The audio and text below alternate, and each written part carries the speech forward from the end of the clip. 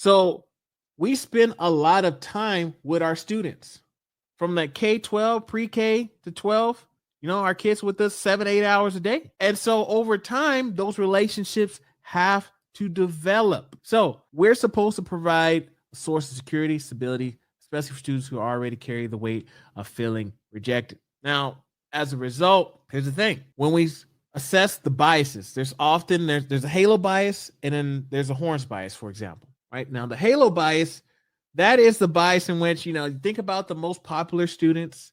Maybe it's via charismatic attributes. Maybe, again, great in academics. Maybe they're really good in sports, whatever it is. It's almost as if those students can walk on water. They have that halo, but arguably, I wouldn't even say arguably, what happens when we pay all this attention to those certain students that are, again, quote unquote popular students, and we don't pay attention to the students who need the most support? But we're spending all our time writing glowing and just these recommendations for college, and we're inviting the scouts out to watch their games. But there's some students that aren't getting the love, support that they need. They're damn near invisible. So when we're talking about, again, going back to the formula, accepted, supported, and included, what happens to those students that aren't considered the halo bias? Within that halo bias is the horns. So although I have this quote here that talks about the importance of our students, what happens, there's a caveat, because because there's so many school norms, right? So all the students that follow within the school policies, the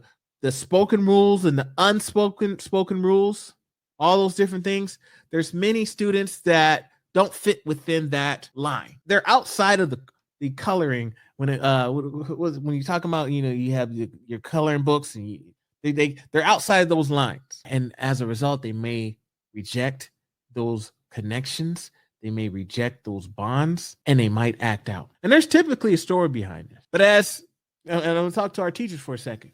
But as teachers, let's say we have a classroom, we have our classroom management, we got our protocols, this is how you come in class. These are the strategies that we need to do. This is what needs to happen. And we have students that, for some reason, they're not fitting within that. Frustration starts to build.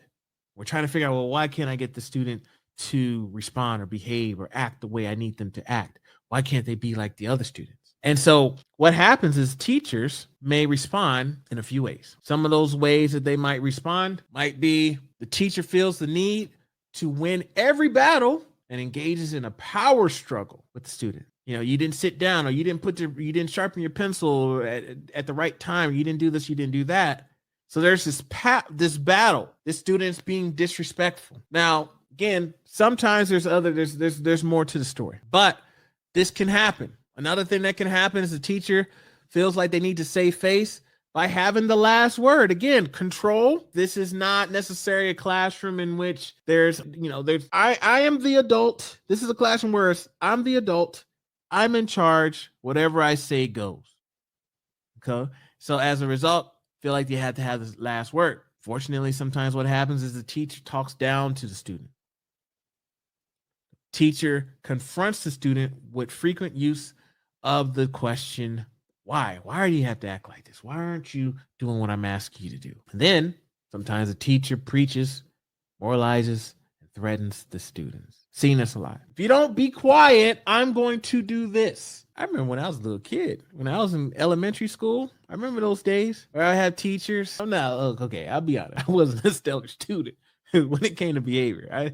I definitely had my days. But you know what I used to hate? I used to hate those times when teacher, like one kid does one thing, or let's say a teacher's at the threshold. It's like they're right at that line. It's like someone else says something and whole class gets punished because of the result. One student, and like when you're in the classroom and you're one of the other students that didn't do anything. I was just chilling.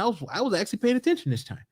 Then what happens when that one student does something and then the teacher punishes the entire class? Oh, no recess for y'all because Johnny said something. And I've done it too. I'm not gonna lie. My early teaching days, I've done this. That's how I came up. So I figured that's what you do in order to get that order in your classroom. Punish the entire class because of one student, or because again, you were at that stress, that's I guess I would say stress level threshold. You were right there, and you just needed one more thing to happen, and as a result, everybody gets punished.